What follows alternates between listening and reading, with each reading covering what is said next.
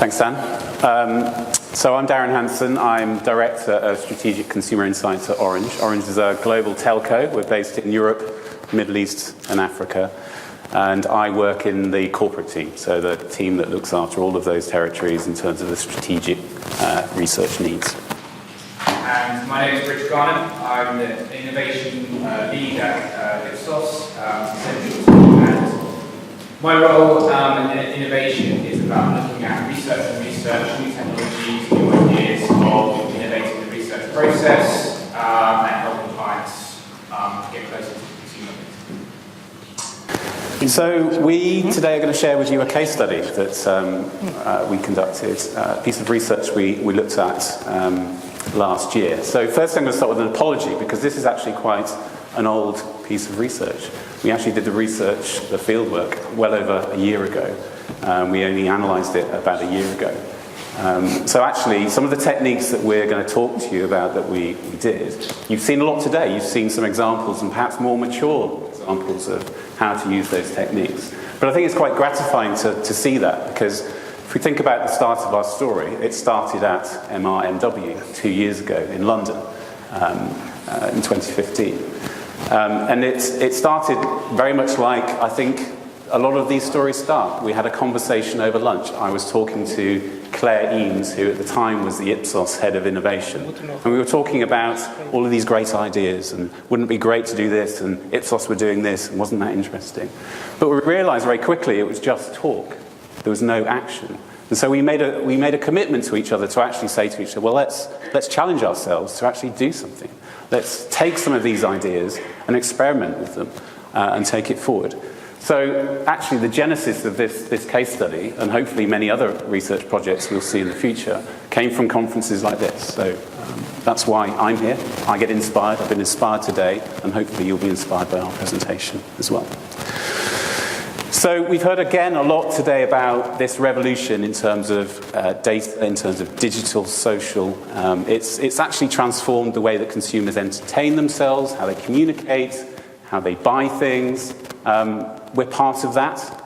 The opportunity is there as researchers as well to feed off that innovation and those techniques. And that really helped sustain our thinking, that ambition that we had over lunch, to say, well, actually, it's so exciting. We can do so many different things. Let's try something. Let's take that risk. Let's take that step into the unknown and try something new. So that was great. We thought, well, fine, let's try and formalize this. Let's try and put this into a project framework. Let's try and, it's very easy to kind of just say these words and then just disappear and not do anything about it. Let's try and think about what would our success and what would success look like for this type of project. We came up with kind of 3 key areas. The first was, let's start from an equal partnership. Let's collaborate. Typically what we do as a client is we are very prescriptive about the kind of research we want. We send out a brief, we get an answer, they go and do the research. We wanted to kind of strip away that whole process and actually start to co-create the brief together in a truly equal partnership. That also meant taking some responsibility on both sides. And that means we were going to invest in it, like we do anyway with any of our budgets. But we also expected Ipsos to invest in this experiment as well. And that way we both had skin in the game. We both had something to lose if it didn't go to plan. So that really kind of kept us very focused from the get-go. The second was to embrace this experimental feeling, to try new things, to not be afraid, to really take that leap of faith, and really kind of throw out the rule book from the very early stage. And hopefully that would combine to challenge one of the kind of preconceptions that exists in our industry, that somehow certainly big clients are a little bit risk averse, that they're not willing to kind of experiment. There's too much at stake. Maybe their internal profile is at stake. And also the big agencies, that they don't want to take that risk with some of the big clients, and they're not willing to experiment in some of these projects. So these were our kind of frameworks, our ambitions from the very beginning. So what happened next? Well, not a lot, actually, if I'm honest. And the reason I've got patience up here is because even with the best intentions, sometimes things don't happen, other priorities come in place, and you have to wait, and it's very much a waiting game. But luckily, we didn't have to wait too long because the right project, or I felt the right opportunity came along, and that was a global sponsorship program that we launched last year called Orange Sponsors You. And it was the first time we'd done a global sports sponsorship program. We'd done a lot of individual country activations, sponsoring teams or sponsoring individual tournaments. And there was an opportunity for Orange to become one of the lead sponsors of the UEFA Euro football tournament in 2016. It also happens to be in France, which is our home market, so that helps. But its key mission was really to kind of galvanize our sponsorship activity around football, but from a slightly different angle. So a lot of traditional sponsorship focuses on heroes, focuses on celebrities, Zidane or somebody like that. But actually what we wanted to do was focus our activity, our financial activity, on the fans, essentially our customers. So maybe just flip over that relationship a little bit. And there were three kind of key pillars to that sponsorship, and we heard a little bit, I think, from the guys at DHL earlier about these kind of abstract kind of notions of what sponsorship look, and here's three, absolutely. Orange is focused on the fans, so our focus was very much on the fan. Orange brings fans closer to the Euros, so they can get more from it, so the sense that we're going to add to their experience. And also, Orange rewards fans for their passion. And this last element, I think, is the most interesting one. It's the one that perhaps we focus this case study on the most. The other thing, and to be completely honest, we came a little bit late to this from a research perspective. So a lot of these ideas were already created. These didn't necessarily come from research, unfortunately. So even some of the imagery that we started to see coming through our creative teams, from the brand teams, were very much focused like this. So quite, I would say, stereotypical views of what a passionate fan would look like. And so I think we saw an opportunity there to maybe challenge, to disrupt that thinking a little bit. Maybe it would be too late for this activation, but maybe that could actually influence something that would come later. So as a global sponsorship campaign, it ran last year. It was very successful. We supported it very heavily from a market research perspective. So all the additional things you would expect to do when you get a major activation like this. There's a lot of interest in understanding how successful it is. Did it have an impact? So we did lots of advertising, pre and post testing. We did cross-channel media efficiency modeling to make sure that we were spending our money on the right channels and making sure that we were making lots of money that way. We did brand tracking, advertising tracking, all of the things you would expect to give us lots of numbers, lots of dashboards, lots of reassurance to the business that they were doing the right thing and that they were going to be successful, and they had something to prove for their investment. The bit that perhaps was missing, and the bit that gave us the opportunity to experiment, was this aspect of humanizing the fan, humanizing the experience, understanding at maybe a more human level what was going on in terms of our activations. So we did two pieces of research. One was quite a traditional now, an online qualitative market research community where we followed the entire tournament. We tested different concepts. We tested lots of different experiences they were having with all of our different marketing activities. And the final one we did, which is the one we'll talk about today, is the fan at home match experience. We really wanted to dive down almost to that individual level to really understand what was going on inside people's homes when they were watching the match, to see what we would find. And we didn't know what we would find. So going back to our original ambitions, how did we start this? So we started very much co-creating the brief together. So I didn't give a brief to Ipsos. We all got into the room together. There were people from market research, there were people from the brand team, there were people from marketing, all together looking to kind of create a brief together to find out what were the really interesting questions that the research could potentially answer. And we started very much from a blue sky thinking, what were the dream outputs? And then worried about how we were going to reach them afterwards. So it was very creative. It was very refreshing to do that. We had lots of really good, interesting conversations. And it was completely new for our marketing and our brand partners. They'd never, ever done any kind of sort of research briefing like that. They always thought that they knew what they wanted to know. So we had that very creative session. And we said, right, we're going to worry about how we're going to do that later. But obviously, we still needed to worry about how we would do that later because we didn't have an infinite budget. There were lots of fantastic ideas that we were going to do, but we couldn't do them all. But Richard will explain exactly what we're going to do.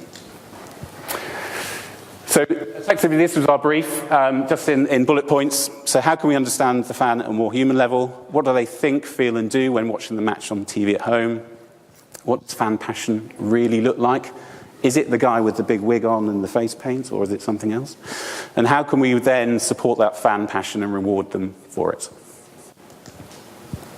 Cool. Thanks, Darren. Can everyone hear me? Yeah. All good. So, as Darren mentioned earlier, we ripped up the rule book, and we wanted to do this with a research approach as well. And we wanted to think less like researchers to really try and get closer to the consumer and understand what actually happens in real life. And what happens with the fan on match day. So what we did was a bit of a real sort of innovative hybrid approach. Multi-pronged data sets coming in here. We worked across France and Spain, were our two target markets. And for both markets, we passively measured smartphones and their activity on that during the match, 30 minutes before and 30 minutes afterwards. And then we also triggered mobile surveys as well. Then for the French fans and the French market, we actually deep dived into the households and to the lounges of these fans. And we placed 360 cameras in there, and we also equipped them with heart rate monitors, Fitbits. So, sorry, there we go. To really sort of understand what these types of fans are, we kind of built a spectrum, and we wanted to target a mix of different fans. So we kind of create this spectrum of fans. As you can see, a super fan, as sort of Darren pointed out earlier, in sort of the original Orange campaigns, was the ones that wear the wigs, they shout, they jump up and down when they score or when they concede a goal, or all the way through to the more relaxed fans that literally don't make any movement throughout the whole match, apart from probably grabbing their glass of wine if they're French. So that was, we kind of built this spectrum. And what we identified from this results was actually passion does vary from one fan to the next. And actually, it's not just a one-shoe-fits-all type of campaign or approaches that we should be adopting or applying to these fans. And also, fans don't actually necessarily always externalize their passion. So even though they're jumping up and down, if they're not jumping up and down, then they are still could be passionate. And this is what we've found out as well. As you can see from these images as well, there's different types of fans showing their passion. I just want to take you through two sort of examples we've pulled out of French fans from the different spectrums and showing how they've reacted to during the matches. So this one is the France-Portugal final, so very intense. This is of a Portuguese fan. And you can see here on the left is his heart rate data, just a snapshot of a key moment. So what we wanted to do in the research is also pull out key moments, because when you're working with biometric data and heart rate data, there's a lot of data. And trying to drill down to that and trying to identify what is the pattern here, what is it telling us. So we identified key moments. Key moments we defined as a goal scored or a really good opportunity or chance on goal, when someone was sent off or a yellow card or some drama happened on the pitch. So as you can see here, we've highlighted just some key moments along the way of this particular fan and how his heart rate has spiked and dropped throughout the first half. And then I'm just going to show you how the 360 footage has shown us how they externalize the fan, their experience.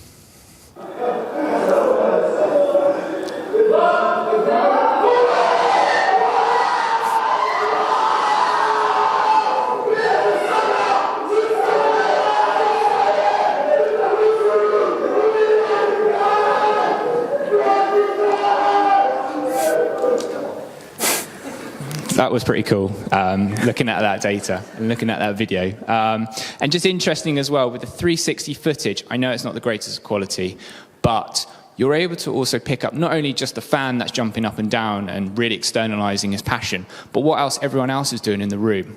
Are they on their mobile devices? What else, who's celebrating, who's not? Even down to what the pets are doing, if you're Mars or another brand looking at this.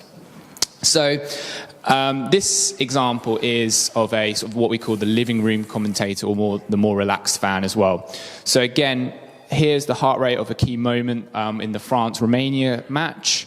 And what's interesting as well, and what we're trying to show here, is that they're two different people. They're on two different parts of the spectrum, but their heart rate does increase at similar rates. So it's really interesting to see that actually they do show a lot of passion on both sides. And I'll just show you a quick snippet of this living room commentator fan.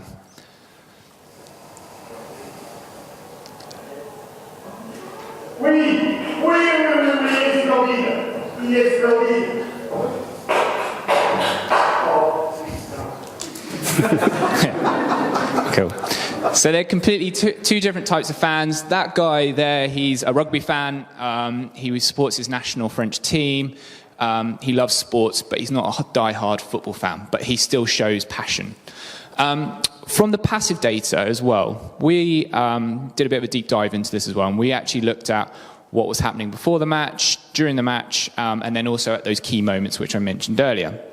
And as you can see here, especially looking at the French data as well, this is the French, from the French participants, they're on their phone during the match. You thought that, national team playing, they'll be fixated on the TV. But as you can see, and what's mentioned from the other presentations today, is that actually there is a lot of, the journey is more complex, people are using multiple devices, we need to understand how to target them in those moments. And as this is kind of a prime example and sort of reinforces that they are using their phone during key moments as well. So we drilled deeper into this data to understand what is happening and what they're doing on their mobile phone at these key moments.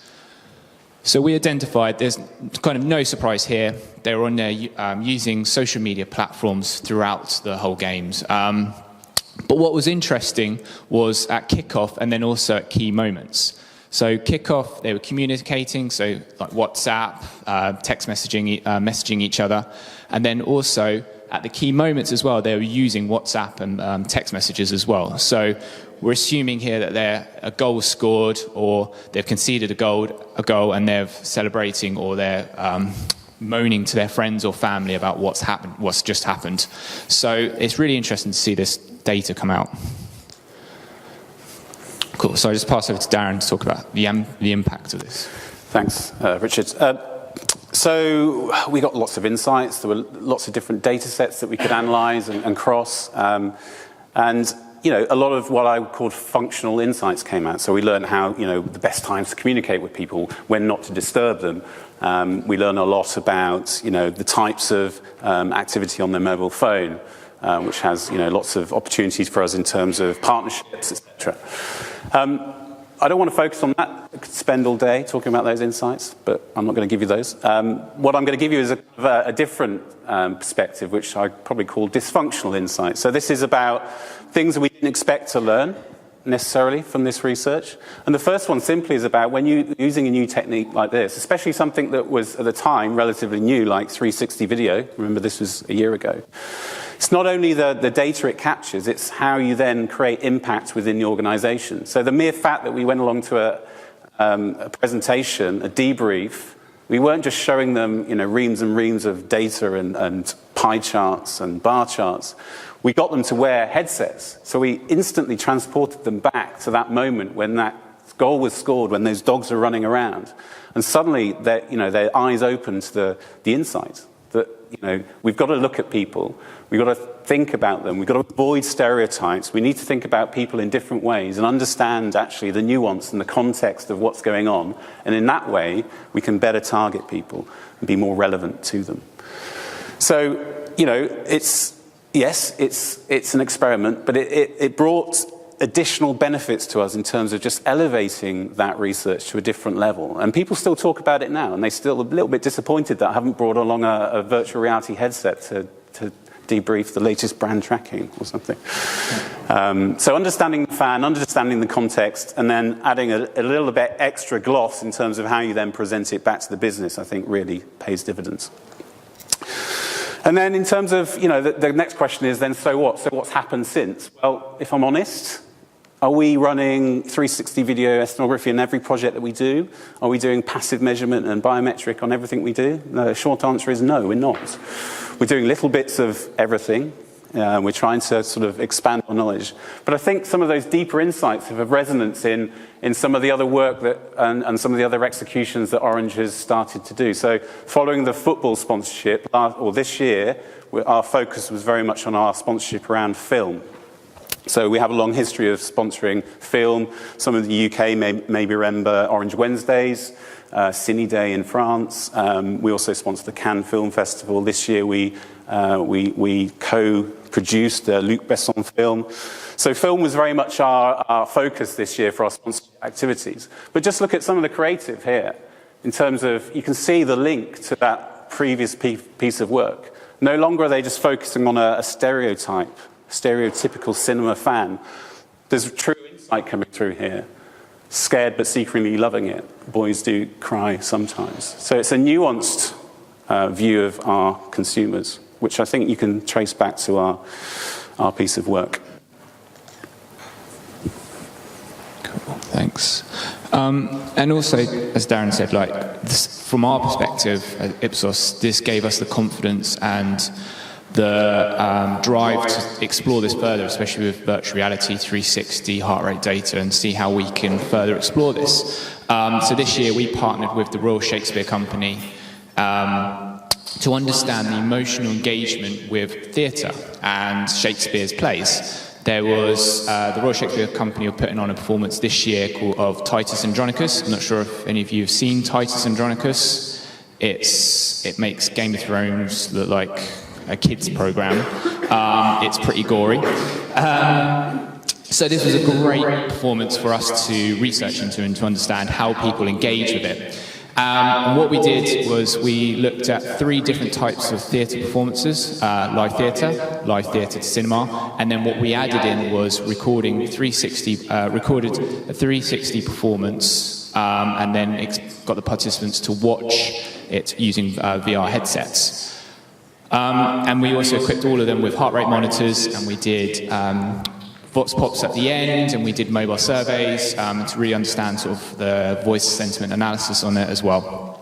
And sort of cut a long story short, and insights are coming out now. We've had a couple of press releases go out. We've had a couple of features in the national press in the UK.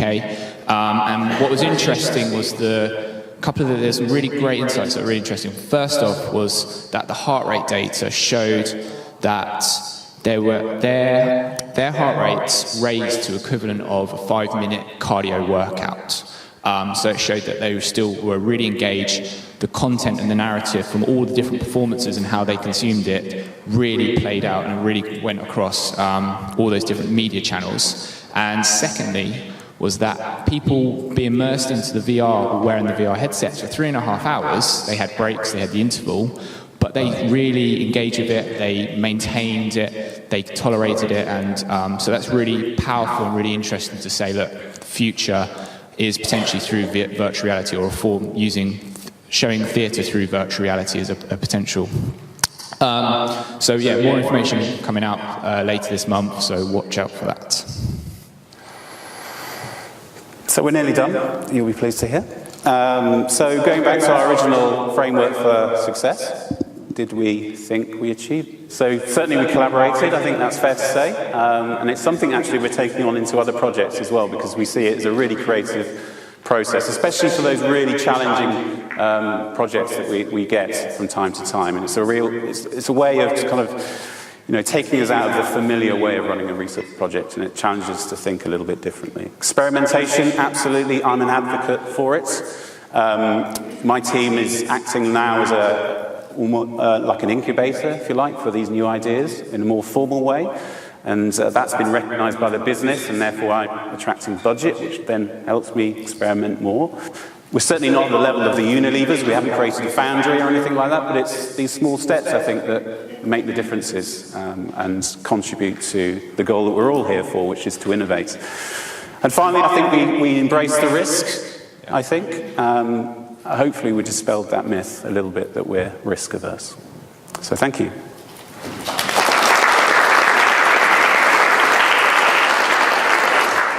Thank you both. We have a bunch of questions again. I'll try and combine 3 main topics into one question, see if you can answer it. Okay. You talked about experimenting with a lot of different methods. Is there an optimal combination of methods or any specific recommendations you can give to elicit new types of insight? Part A.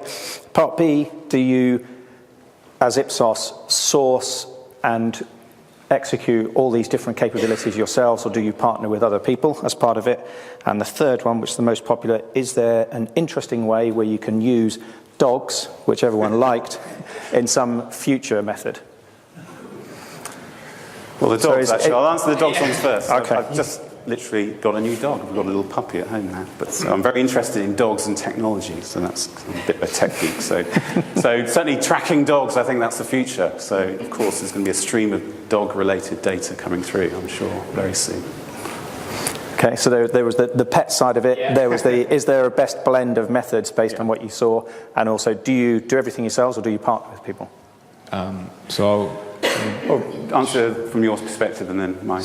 So, answering part B first, we partner with other providers who specialise in the area because, in my opinion, now working at Ipsos, we're a global research agency, we're quite complex, but what I find useful is going to that particular industry, that particular provider who specialises in that, and working with them and putting their expertise into it, and then that better serves us, which then better services our clients, like Orange and Darren, and they get the most out of it. And we always stay abreast of the market and what's happening as well. So that's how we operate.